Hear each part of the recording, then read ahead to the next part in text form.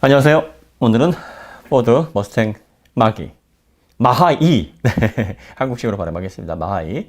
마하2는 후륜 모델이 있고 4륜 모델이 있고 GT 모델이 있고 퍼포먼스 모델, GT에서도 강력한 모델. 근데 강력한 모델을 지금 포드의 전기차의 기술을 보여주는 부분이니까 이 모델을 기준으로 설명을 해드리겠습니다. 네, 전기차 선택하실 때 두 가지 수치 꼭 보셔야 돼요. 첫 번째가 전장 대비 휠 베이스 비율입니다. 최대한 전장 대비 휠 베이스 비율이 높아야 됩니다. 보통 4.7m가 가장 인기 있는 크로스오버 SUV 형태입니다. 이게 X3 그리고 GV70 그 사이즈거든요.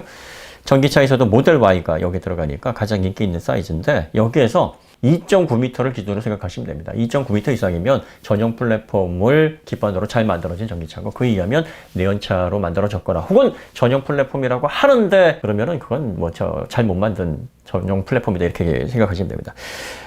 대표적으로 폭스바겐 MEB가 전용 플랫폼이라고 하는데 전장 대비 휠베이스 비율이 안 좋아요. 내연차 비율 그대로입니다. 그래서 ID3, ID4 그리고 또 아우디 e-tron Q4 별로 좋은 평가를 독일 내에서도 받지를 못하고 있어요. 이게 내연차 MQB 플랫폼을 모디파이한 전기차 전용 플랫폼이라고 하는데 처음부터 전기차에 맞춰서 만든 게 아니라 MQB 플랫폼이 워낙 스케일러블하고 효율이 높은 플랫폼이라 이걸 적당히 모디파이해서 그런 결과가 나왔죠. 폭스바겐이 안 되겠다. 우리 앞으로 SSP로 다 버리고 효율적인 플랫폼으로 전용으로 가자 하고 선언을 한 이유도 바로 여기 있습니다. 자, 그 다음에 공차 무게를 봐야 돼요. 공차 무게. 간단히 4.7m 대면은요, 세단 형태라 그러면 1.8톤이 베스트고요. 1.9톤에서 2톤이면 뭐 괜찮은 정도고, 2톤이 넘어간다. 2.1톤부터는 조금 난해한 무게고, 2.2톤 된다 그러면 경량화 전혀 신경 안 쓴 겁니다. 이렇게 구분하시면 되고요.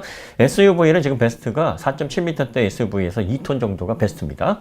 그러면 여기서 2.1톤 정도 괜찮습니다. 2.2톤도 나쁘지 않아요. 근데 2.3톤부터는 좀 곤란해지다가 2.4톤 이상부터는 역시 경량화 신경 안 쓴 겁니다. 경량화를 왜 신경 안 썼을까? 왜 무게를 감량 못했을까? 이유가 있겠지. 기술 부족입니다. 아무 이유 없어요. 기술 부족이에요. 그게 명확한 이유입니다. 자, 모터를 효과적으로 주파수 제어하고 그리고 전력 제어를 하고 최대한 한정된 배터리로 먼 거리를 가야 되고 출력도 잡아야 되고 네, 이런 다양한 제어를 통해서 경쟁사에 걸맞는 상품성을 입히려다 보니까 배터리는 더 많이 필요하고 출력은 더 높게 가져가야 되고 그러면서도 제로백 최고속 안 나오고 전반적인 효율 떨어지고 그러니 공차 무게를 줄여낼 수가 없는 거죠. 기술력 문제예요. 다른 이유 아무것도 없습니다. 수치에서 증명하는 그런 시그널에 단순하게 여러분들이 인지하시면 돼요. 뭐 거기에다가 브랜드를 넣게 되면은 혼란해지는데 그거 빼시고 생각하시면 됩니다. 자, 경량화를 못하는 거, 그 다음에 전장 대비 휠베이스 비율이 낮은 거 이런 것들은 돈을 안 썼거나 아니면 기술 부족에 소홀했거나 또 그래서 경쟁력이 없기 때문에 이런 현상이 나오는 겁니다. 마하2 네, GT 퍼포먼스 모델 기준으로 전장 4713 제네시스 EGV70하고 비슷해요. 예, 2mm 차입니다. 거의 동급입니다. 차폭은 살짝 좀 작습니다. 1881. 그 다음에 차고는 1624. 이것도 살짝 낮네요. 몇 미리 정도 수준입니다.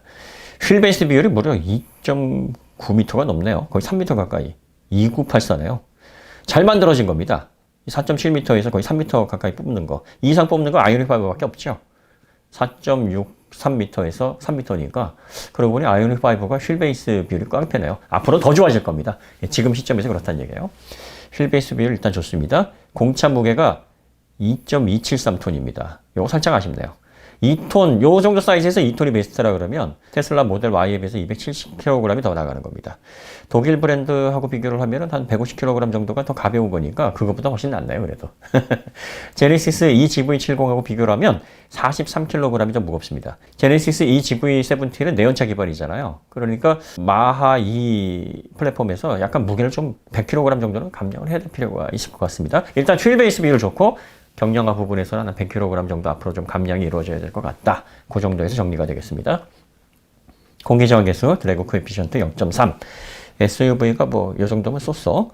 타이어는 245-4520입니다. 외경이 729mm죠. 최대 출력이 358kW. 페어데 스테아케로 환산하면 487마력입니다. 제네시스 EGV70에 460. 이거 부스트 출력을 그냥 기준으로 삼았습니다. 포르쉐도 런치 컨트롤 잡으니까 이것도 그냥 잡아주죠. 살짝 떨어지네요. 정출력 범위가 4,500rpm에서 13,300rpm까지. 이 정출력 범위가 그렇게 넓지는 않네요. 이게 조금 아쉽습니다.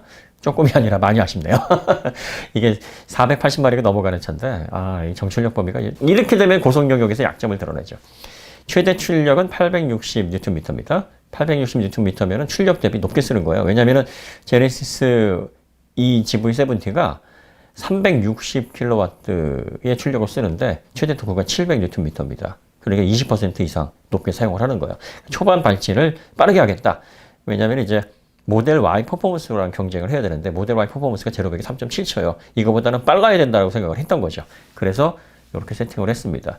모델 Y 퍼포먼스에 비해서도 상당히 높은 수치예요. 정토크 제어 구간이 0에서 3,900rpm이고요. 배터리가 98.7이나 싣고 있네요. 와. 근데 요거는 이제 그렇습니다. 전체 탑재 용량. 넷으로 환산하게 되면 88kWh. 넷으로 봐도, 실제 가용 용량으로 봐도 꽤 넉넉하게 들어가 있습니다.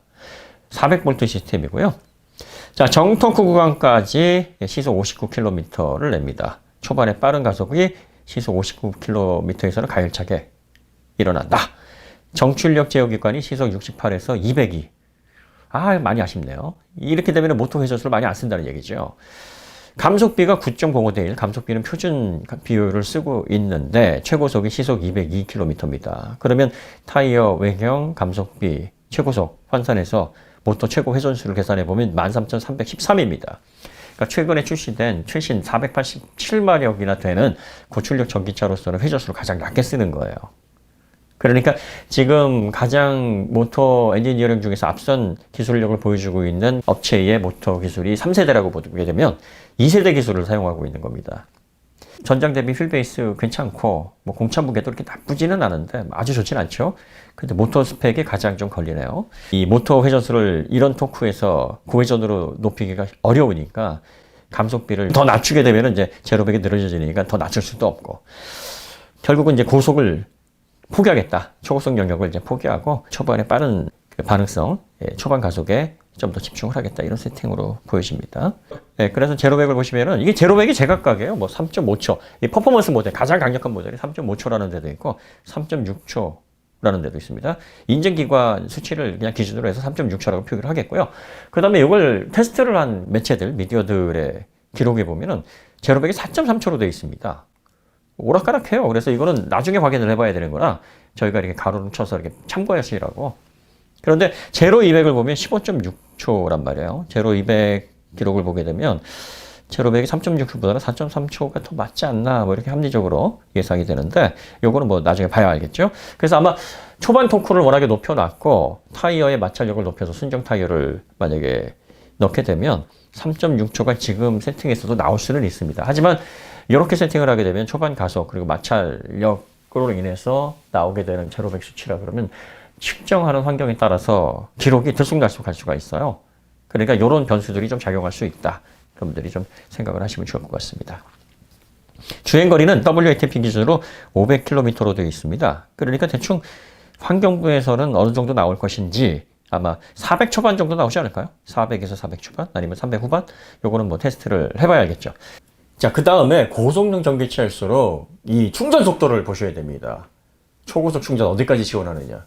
이게 일반 모델 150kW, 200kW 이 정도 출력을 지원하는 모델은 그렇게 중요하지 않을 수 있어요. 하지만 300kW가 넘어가는 모델들은요. 모터가 내는 최대 토크가 회생제동 시 발휘되는 최대 제동력하고 같아요. 그러니까 회생제동 시 더 높은 전력이 들어오는데 이게 충전 속도 때문에 그걸 다 못 받아들이고 날려버릴 수가 있다라는 얘기입니다. 이번에 EV6 GT에서도 최대 회생제동량이 364kW, 370kW까지 올라가는 그 그래프를 보셨죠? 350kW 초고속 충전이 가능하니까 역으로 회생제동되는 이런 높은 전력도 순간순간 받아낼 수가 있는 겁니다. 그런데 이게 150kW만 받아낼 수 있는 충전 시스템이면요, 회생제동 시에도 그 이상의 전력을 받아낼 수가 없어요. 그러니까 그 밑으로 회생제동을 최대한 넓게 세팅을 해야 되기 때문에 아무래도 수치적으로 불리하니까 회생제동 효율성이 높아질 수가 없습니다. 그러면 이제 배터리 용량으로 주행거리를 확보할 수밖에 없는 이중고를 안게 되는 거예요. 그러면 또 중량 문제 대두가 되고요. 그래서 88kWh 차량 사이즈에 비해서 배터리 넷이 높은 이유, 그리고 총 용량이 98kWh까지 올라가는 이유가 바로 여기 있습니다. 그래서 여러분들이 이걸 잘 보셔야 됩니다. 그래서 150kW면은 충전 속도도 느리지만 이렇게 회생제동 시효율도 떨어진다. 그러면 이제 그 다음에 적어도 한 300kW 요 충전 속도, 초고속 충전 속도는 표준이 돼야 됩니다. 그러니까 지금 요런 단계까지 제조사들이 다 생각을 하고 있으니까 그런 부분까지 개선이 될 때까지는 좀 지켜보시라고 말씀을 드리는 거예요. 자, 결론을 내보면 포드 마하 2 GT 퍼포먼스 모델을 기점으로 봤을 때 플랫폼 부분에서는 가능성이 좀 엿보이기는 한데 이 전기 모터 파워트레인 부분에 있어서는 많이 아쉽습니다. 3세대를 적용을 했다 그러면은 이 부분에서 모델 Y와 경쟁을 할 만한데 지금으로서는 모델 Y와 경쟁은 좀 어렵지 않을까 싶어요. 이 정도 스펙으로는. 초반 가속만 보면은 와 이것도 괜찮다 이렇게 생각을 하겠는데 전 영역에서의 모터 효율이 떨어집니다. 그러니까 정출력 구간을 지금보다 한 20% 정도를 더 높여야 될 필요가 있어요. 그래서 최고속을 못해도 230, 235 정도까지는 끌어올려야 되지 않을까 싶어요. 그리고 모터 회전수도 13,300에서 한 15,500까지는 높여야죠. 그래야 고른 출력을 통해서 만족도가 향상이 됩니다. 지금은 487마력의 성능을 반쪽만 낼 수 있는 그런 구성이에요. 그래서 전반적으로 이런 초기화 전기차, 미국 기업들이 이제 소프트웨어 쪽에서 워낙 강세를 보이고 있기 때문에 방향은 잘 잡습니다. 그리고 전기차를 만들 때 어떻게 만들어야 되는지 테슬라 예를 통해서 이미 학습이 됐기 때문에 내연차를 무조건 막 대책 없이 독일차처럼 고쳐서 모디파이해서 만들어내지는 않아요. 그러니까 전용 플랫폼을 그 디자인을 차용하고 그 형태를 가져온다고 하더라도 전기차에 맞게 새로 개발해서 사용하는 그런 개념은 확립이 되어 있는데 여전히 경량화에서는 격차를 많이 보이고 있습니다. 물론 이제 모터 관련해서도 미국의 이제 모터 제어 그리고 배터리 BMS 관련된 스페셜리스트들이 많습니다. 그래서 이런 부분의 경쟁력을 빠르게 끌어올리지 않을까 싶어요. 그러면 이제 여러분들이 이 초기형 전기차들 이런 것들은 시장 감독용이다 이렇게 생각을 하시고 이런 것들은 좀 걸러내시면 좋을 것 같아요. 다음 모델 기대할 만한 것 같아요. 다음 모델의 경량화가 얼마나 이루어졌는지 보시고요. 모터가 3세대 기술 수준으로 최고 수준으로 올라가서 적어도 15,500에서 16,000rpm까지 해서 고속 영역까지 고르게 출력을 내고 지금처럼 초반 토크를 높여가지고 초반 가속으로 해서 아 이거 가열차게 잘 나가는 정말 빠른 전기차야. 성능 면에서도 뒤지지 않아. 이렇게 좀 신용만 낸 그런 형태의 전기차가 아닌 진정한 의미에서 토탈 퍼포먼스를 누릴 수 있는 그런 고른 성능의 가치를 보여줄 수 있는 전기차를 선보일 때 그때 관심을 가져보시면 좋지 않을까 뭐 그런 생각이 듭니다. 포드에 기대를 하시는 분도 계시겠지만 GM에 기대를 하시는 분들도 많죠. 실버라또 EV 그리고 이코녹스 또 블레이저 EV 이런 것들은 아직 스펙이 공개가 되질 않았습니다. 어떻게 공개가 될런지 또 어떤 모터의 완성도 파워트레인의 완성도를 보여줄 것인지 그 부분에 대해서는 공개가 되는 대로 저희가 취합해서 또 비교를 해드리도록 하겠습니다. 자, 포드 머스탱 마하이 초기 모델은 지켜봐라. 요거는 조금 한번 쉬었다가 다음 모델을 한번 노려보는 게 좋을 것 같다. 이렇게 결론을 내릴 수 있을 것 같습니다. 오늘 여기서 마치도록 하고요. 다음에 더 좋은 콘텐츠를 찾아뵙도록 하겠습니다. 감사합니다.